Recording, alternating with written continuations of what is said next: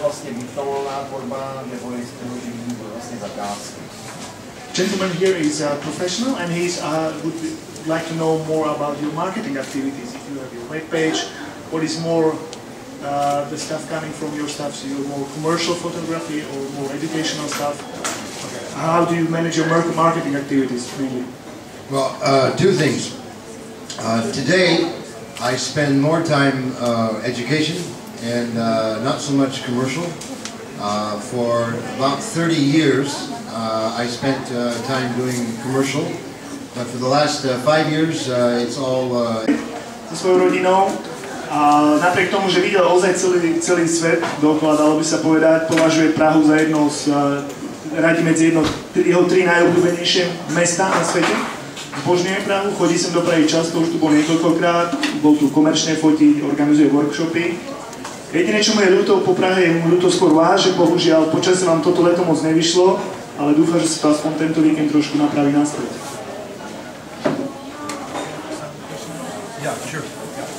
A myslím si, že je teraz celkom vhodný čas, ak máte nejaké dotazy na Briana, čo sa týka fotografovania, jeho zážitkov zo sveta, alebo o škole samotnej, prosím, ak máte nejaké dotazy, Brian rád ich zodpovie. Škola už funguje nejakých 5-6 rokov a vlastne funguje z USA, ale funguje pre všetkých ľudí, ktorí rozprávajú anglicky, takže máme študentov Austrálie, Singapuru aj z Prahy. Princípy školy vlastne je, že sa ponúkajú kurzy na rôzne zamerania, to znamená od základu pochopenia expozície až cez nejaké špecifické kurzy, ako je fotenie zvierat, flash s bleskami, fotografovanie ľudí, príroda, je tam ozaj bohatý výber v angličtine. Postupne budeme tieto kurzy privážať s lokálnymi fotografmi takisto aj do Českej republiky. A vlastne, čo je tá jedna z najväčších výhod kurzu a digitálnej školy samotnej je, že môžete ju navštevovať kdekoľvek sa nachádzate v rámci Českej republiky alebo aj celosvetové. A princíp vlastne funguje na 3 pilieroch, ako vravíme. Každý týždeň dostanete novú lekciu, podľa toho, ako dlho trvá kurz, 4, 6 alebo 8 týždňov, ktorú si naštudujete a zároveň dostanete domácu úlohu, zadanie, ktorú musíte na základe tých informácií, ktoré ste prijali v lekcii, nejako naštudovať a nafotiť. Do týždňa musíte nahrať fotku s lektorovi, ktorý bude v prípade základných kurzov Brian a ja, a naspäť dostanete spätnú väzbu. Takže to, čo ľudia nám vravia a študenti, ktorí chodia na tieto kurzy, vrátane ja, ktoré som tieto kurzy navštevoval, je, že vlastne tá domáca úloha dokope každý týždeň ísť vonku, vybrať foťák a niečo nafotiť, lebo to je často vždycky problém. Si niečo prečítam alebo vidím nejaké zaujímavé video, to by bolo zaujímavé a potom to človek zabudne. Takže vlastne v škole dostane domácu úlohu a toho dokope do týždňa vlastne ísť si to vonku vyskúšať. Nahráte fotografie, kde to vidia všetci ostatní študenti z kurzu od 10 do 25 ľudí, ktorí vidia komentár, ktorý potom lektor naspäť tej fotografii dá, takže všetci ostatní sa môžu z toho jednotlivej spätnej väzby poučiť naspäť. A takto to vlastne funguje každý ten týždeň, podľa toho, aký je dlhý ten kurz, 4 alebo 8 týždňov. Also, I wanted to mention in the classroom, every week, depending upon the class, we have some pretty extensive video tutorials that the instructors put together. So really it becomes quite important at the end of the class, almost without fail, everyone in the class at the end of 6 weeks or 8 weeks is absolutely thrilled with the amount of instruction they receive. And it's one of the philosophies I have at the school, which is we can never give you enough material. So every month I'm telling the instructors, you must go out, shoot more, but more learning material. And maybe what we did 6 months ago, maybe I think it needs to be reshot. We have to make it more fresh, because everything's changing so quickly.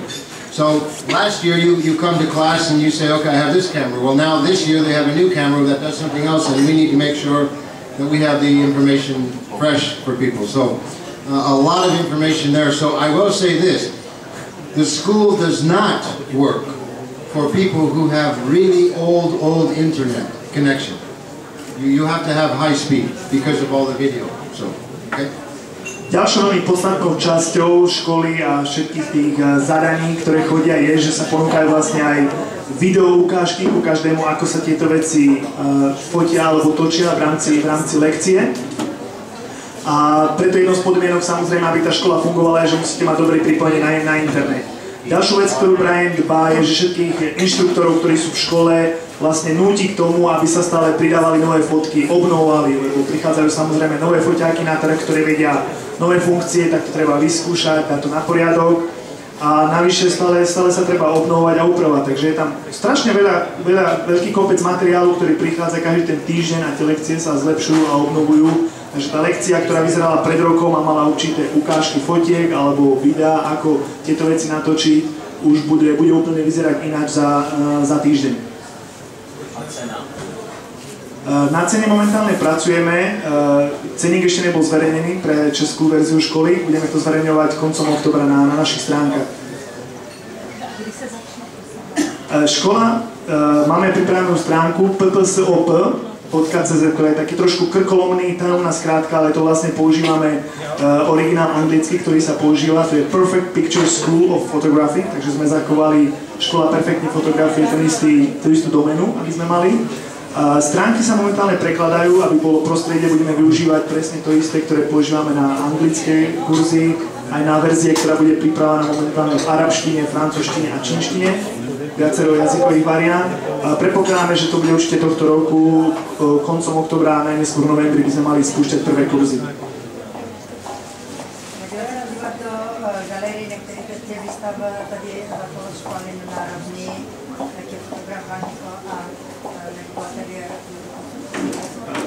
Otázka bola tu na prestatne, aj počuli, či Brian bol navštíviť nejakú výstavu fotografií v Prahe.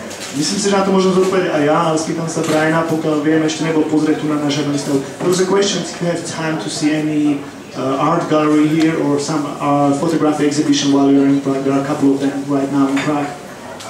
Well known that your family members are in your books. So the question is, does any member of your family is into the photography? Sophie, she's my 14-year-old. She's actually very, very into it. But unfortunately, she does not want to understand the controls. So she shoots everything in aperture priority. And when she has a problem with exposure, she doesn't want to know why it's a problem. She just says, well, I won't take it next time. But the one thing she possesses, which is really a gift, is she has a natural eye for composition. And I didn't realize this really until a couple of years ago, when she was with me in France doing a workshop, and the students were all having lunch, and she started to grab people's cameras. And she was thumbing through the photos, and she knew whose pictures they were, and she was giving them a lecture on how to make it better. And she was 12.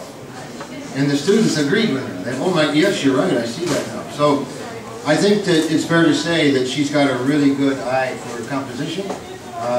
I don't think she'll be a photographer when she gets older. All she really wants to do is own her own business and make lots of money. That's what her dream is. So. Dotaz teda, čo sa týka fotografov v jeho rodine, jeho najmladšia dcera, Sofia, má teda 14 rokov. Tá je tak jediná asi, ktorá sa zaujíma z jeho troch detí, má najstaršieho syna a dve dcery, tak tá najmladšia Sofia. Tá má veľmi šikovné oko pre kompozíciu, vie si celkom dobre pozrieť, čo ju ale nebaví ju pochopiť základy expozície, aké to má súvisí. Takže ona fotí a v momente, keď proste nemá dostatok svetla alebo jej to nefunguje, tak to zdá a povie si, nafotím to na budúce. Každopádne už v 12 rokov zistil, že má oko na kompozíciu, keď boli spolu na jednom workshope vo Francúzsku a zobrala si foťaky ľudí a študentov, ktorí tam boli a pozerala si tie, čo nafotili a sama im začala dávať, toto by si mohol spraviť ináč a toto by som ináč otočila. Tí ľudia s ňou súhlasili, tak to bol vlastne prvý moment, kedy Brian zistil, že vlastne jeho dcera je do fotografie a má také správne oko na to. Ale nemyslí si, že bude fotografka, lebo akurát aj Brian je jediným snom je mať vlastný biznis a mať kopec peňazí.